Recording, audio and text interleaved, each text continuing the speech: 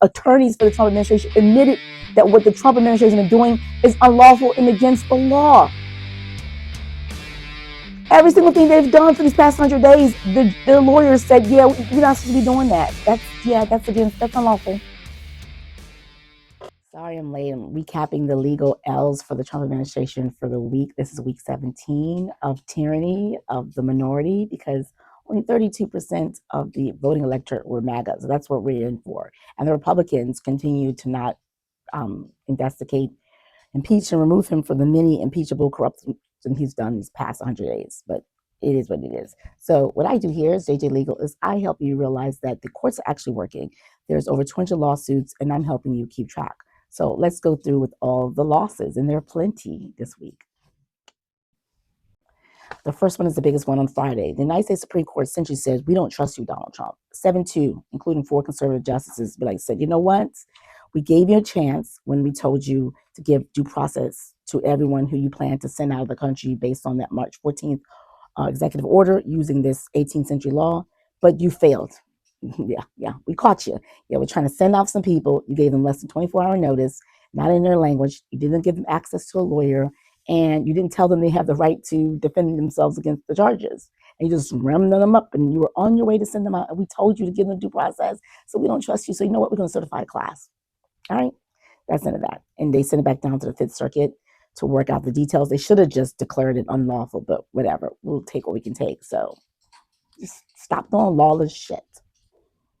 The second win is the Trump administration tried to punish the American Bar Association, which the Department of Justice has had a wonderful relationship with for like over 100 years.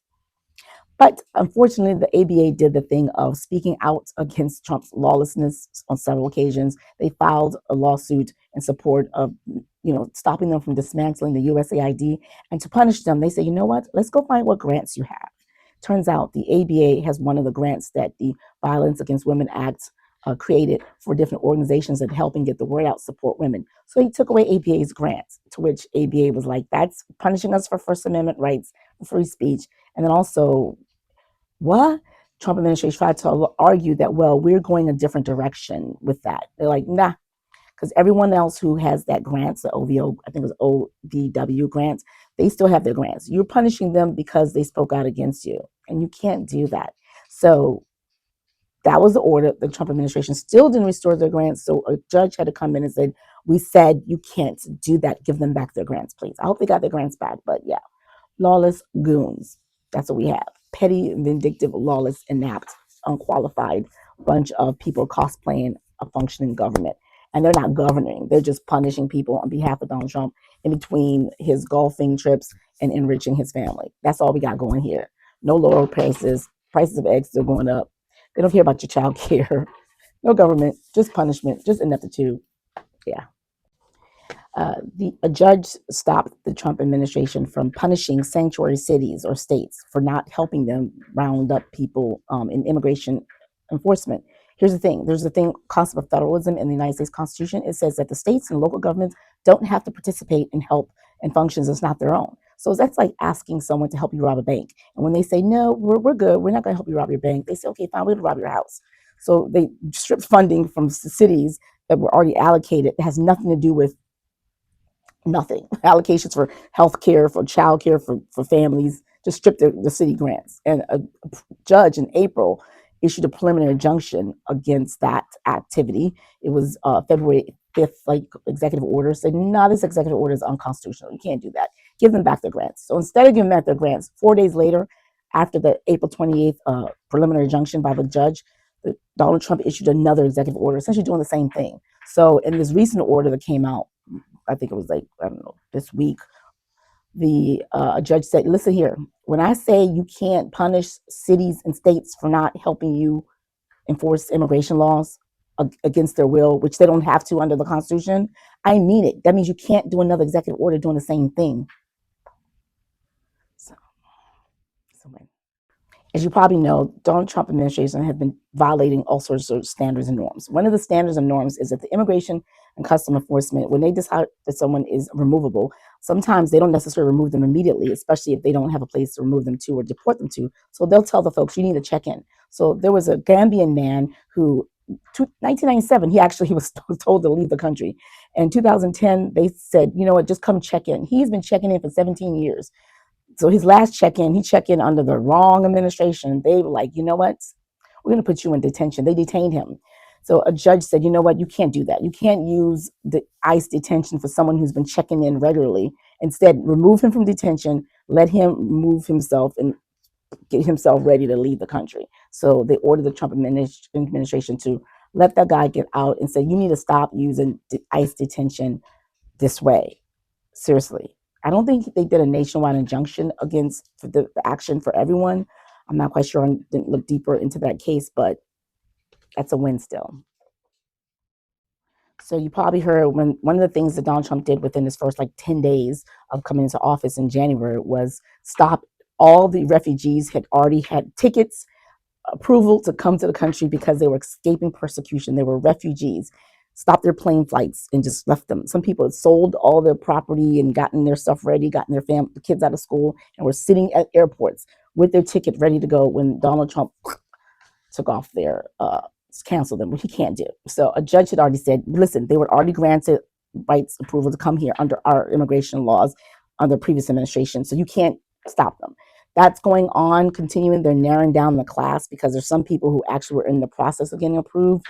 So, you know, there's like thousands. And so we know that Trump, they're not interested in granting asylum rights or refugee rights and things like that. So as to those folks, they're narrowing down the scope, but the people who are actually already approved, they've been approved. If you don't know, you haven't been following that up. So the recent update in that is just they're fine tuning who can come, who can't come. But this really update is just to let you know that you were concerned about him doing that he's been stopped from doing that, and they're actually ushering in those folks to come in. So that's fine. Also, I think it was on May 9th, actually. So a few of these are from the previous week that I just missed. After Mohsen Madwi, who's a Columbia University student, was ordered to be released from ICE detention during the while his case is being worked out. The Trump administration actually went to the Second Court of Appeals to ask them to keep him detained, to which they say, why are you keeping this man in jail? He's not a flight risk. And what's the benefit? Like, how is the United States harmed by keeping this guy who, according to our records and according to the court below, he's actually consensus builder. He's actually one that wants to bring the Jewish and the Palestinians and the Muslim students together. And there's no evidence. He's not a flight risk, and he's actually a green card holder. And your policy against, no, he has to stay. And then this is a side note. This is me. Here's the thing. How can you with a straight face keep trying to say that these people who are pro-Palestinian or pro-Hamas when you, Donald Trump, this week and last week said you plan to take a plane from Qatar, a country that has given $1.1 billion to Hamas? Also, this week, it was revealed that there are 4 well-known neo-Nazis in your administration. So are you for protecting Israelis and Jewish people, or against it? Because why do you have 4 neo-Nazis in your administration and you're trying to say these students who protested in favor of Palestinians are pro-Hamas? Make it make sense. The conflict, because you have no conviction. He has no, I don't know, no ethics, no morals. He's a grifter, and it's whoever pays the highest pay. He doesn't care. They're using religion whenever it's convenient to oppress other people. And I know there are a lot of Israeli and Jewish people who just like, don't use us that way, because they're doing the same thing with Christianity. And here's what I discovered watching the Sanctuary City case that's really important. And that's the gem. That's what I like about being in the dockets, because I get to look at the hearing testimonies, the hearing transcript. I get to watch the declarations that they're filing. And this is where you get the truth. Because again, like I've said many, many times before, that the Trump administration and the surrogates, I guess the heads, Kristi Noem, Pam Bondi, Donald Trump, Tom Homan, I always pronounce his name wrong. Those guys in Stephen Miller, even Carolyn Levitt, the faces of the Trump administration say a lot of things that are bombastic and like trying to be tough guys. But when the Department of Justice get before the judges, they argue something totally different.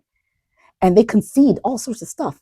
Like this is one of the biggest one. May 9th, the order from let me see the judge's name. Judge William Orrick, United States District Court judge. And where's this? In Northern District of California, said in his pleadings, remember during a hearing that took place in this courtroom on April 23rd, and he has the spot. I asked you to agree that the Congress has the spending power, the executive branch and its agencies cannot place new conditions on already appropriated funds, and the president does not have unilateral authority to refuse to spend funds appropriated by Congress. That's what they've been doing. They've been taking away funding that's already been appropriated from the Congress. Do you agree? And the government attorney said, yes, there are other conditions related to the specific case in terms of you cannot condition compliance on being coercive, or you can't force people to do something that you want to do. And that's all they've been doing. The whole DI initiative, the whole trying to tell people that, this is against our policy. The reason why they're going after Harvard's funds, the reason why they are blocking things left and right is because they're saying you're not down with our racist, sexist, misogynistic, transphobic, hateful agenda, anti-Islamic, anti-Muslim, anti-immigrant, anti-federal workers, anti-everybody hate agenda. And if you don't do with that hate agenda, we're going to take money that Congress already appropriated and we're going to take it from you. And then we're not going to give you more funds. And that's what they've been doing. So on the record, the Trump administration said, yeah, we're not supposed to do that. We're not supposed to do that, but they're doing it anyway. But their attorneys for the Trump administration admitted that what the Trump administration has been doing is unlawful and against the law. Every single thing they've done for these past 100 days, their lawyers said, yeah, we're not supposed to be doing that. That's unlawful.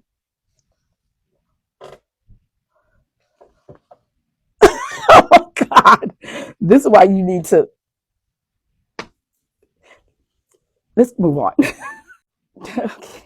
Let's move on. So also, Judge Alvin Hallerstein, Northern District of New York, had decided to create a class out of the people that will potentially be subject to being rounded up and sent out the country without due process, as the Trump administration has done to those 200-something people that are already there in CCOT, including Kilma Aparero Garcia, including a gay hairdresser, including a soccer student, including women that weren't supposed to be there. We know they're lawless and they're sloppy and they're a freaking mess. So the Donald Trump administration had the gall to go before him and say, "Can you declassify and not create a class?" To which he says, "Absolutely not. I'm going to keep that class. Some of these people don't speak English. Some of these people don't have an attorney. And we see what you're doing. And if we decertify the class, that means you're going to round up a bunch of them and deny them due process rights and accuse them of things without giving them the chance to prove that they didn't do it. So no, I would not be declassifying nothing." Now, speaking of declassify, out of the 5 jurisdictions where the ACLU has gotten people to file claims and ask the judges to create a class of other similarly situated people in their jurisdictions, which is a little bit mute now because the Supreme Court has already created a nationwide class on Friday. But anyway, out of the 5, 3 of them did it.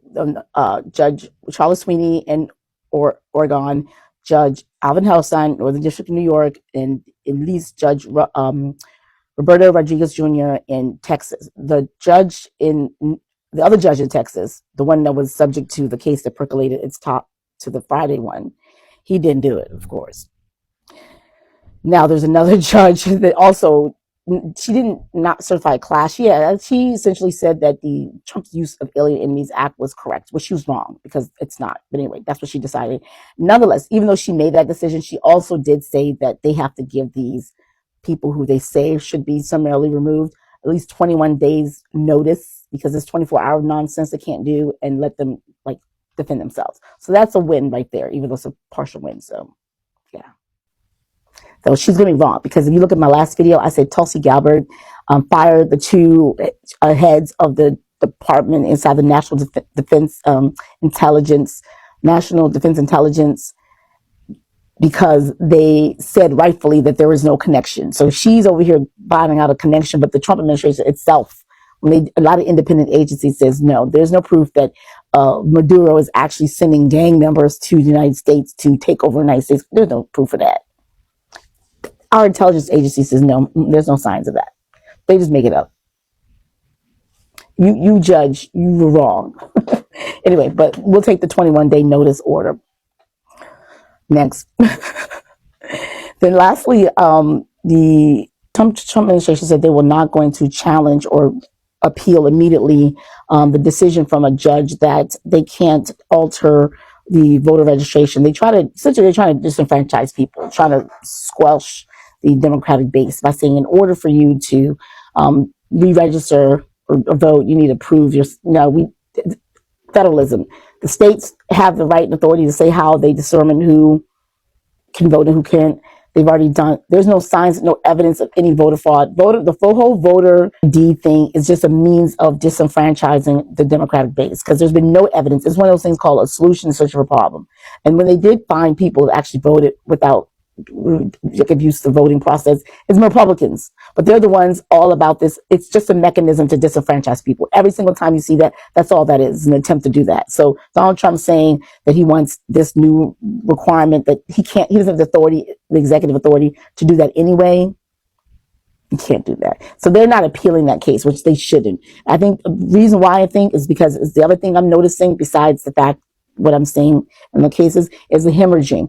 Every single docket, there is Department of Justice attorneys leaving. The people are piecing out. They're like, I'm done. I had enough. Some of them might be fired, but a lot of them are done. So they're training their base. People are just like tired. They're running out. At some point, it's gonna be empty. It's gonna be like, Pam Bondi, get your ass out here. You defend all this nonsense. She can't. I have a video coming about her. Just you're gonna want to see. Anyway, that's it. That's all I have for now. That was good. That's a lot. I didn't want to make this longer. This is actually the third time I've done this video. The first time I did it, I was really tired and I just didn't look. I was like, I can't come with you with no energy. I filmed the whole thing and I was like, nah. Then I did it a second time and I was just picky, just being Virgo-ish, and I didn't like it. So this is the third time I'm doing. Oh, and the other one was too long. It was like 30 minutes long. And I'm like, this right here is what is this? 16 minutes is good. That's a good number. All right, so that's what we have here. You have that language that's really great. We have one more decision. I forgot one more. Judge Boasberg, in his court. This is actually a big deal. So what happened was, let me do another book. So finally, this is another actually big deal. This one is kind of like, in Judge Boasberg court, he actually. They're doing discovery because even though the United States Supreme Court took away, his adjudication of the Alien Enemies Act, he said, you know what? I'm going to go ahead and do the contempt because when I had this case and I told y'all not to send those people to CCOT, you sent them anyway in violation. And there's enough evidence on the record that y'all did it on purpose and y'all were taunting me. No, you shall not. No, you shan't.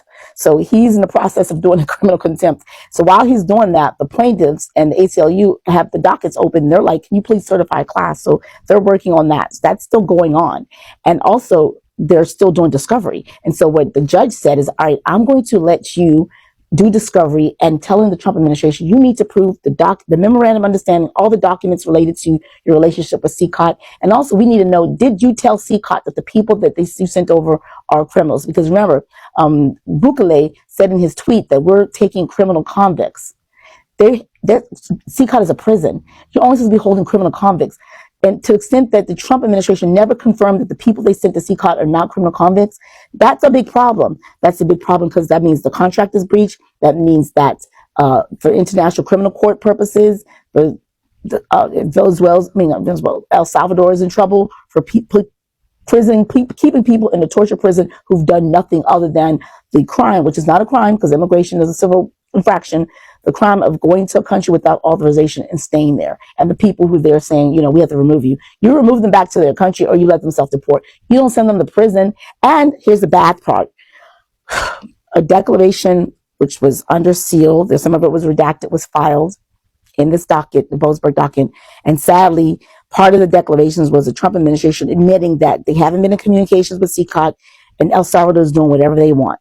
And they did not know, we believe them, that they had no clue that Kemal Abrego, for example, had moved from CCOT to a medium security prison until Chris Van Hollen, my senator, announced it during a press conference at the airport when he arrived from CCOT. They had no clue. They don't have any control who CCOT lets in and not let in, and CCOT in El Salvador does not communicate that. And they said, we're not in constructive control of those people. They're with El Salvador, essentially saying our hands are tied. We don't have constructive control. They're not communicating with us. And also, which is sad, the El Salvador president has actually used the folks that Donald Trump has sent over as a pawn. He told the Maduro, who's the president of Venezuela, I will give you these people, send these people over to you in exchange for releasing some El Salvadoran political prisoners that you have in Venezuela. And Maduro was like, no.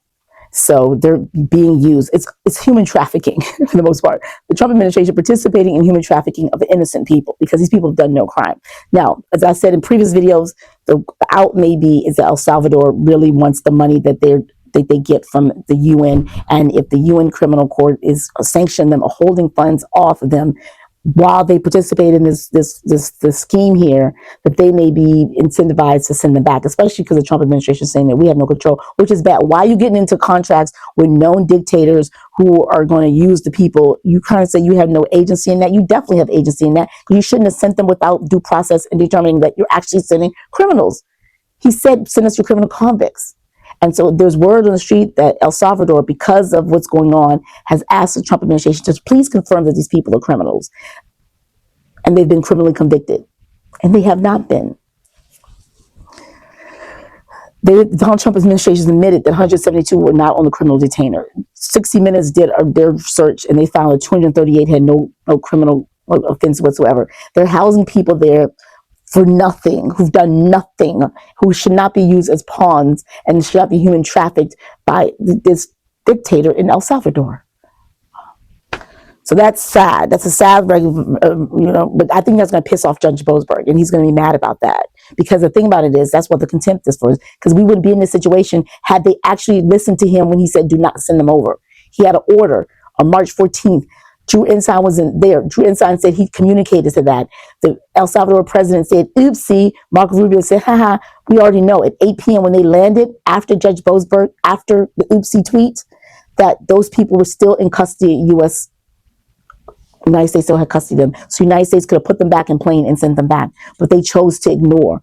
And because they did that, now these people are used as pawns. And that's contempt. So I think Judge Zenas, who was adjudicating the El Brago case where the Supreme Court said facilitated back, and Judge Boasberg need to get together and start the prosecution and start locking these up. They should have done that yesterday, because they're not going to stop this nonsense.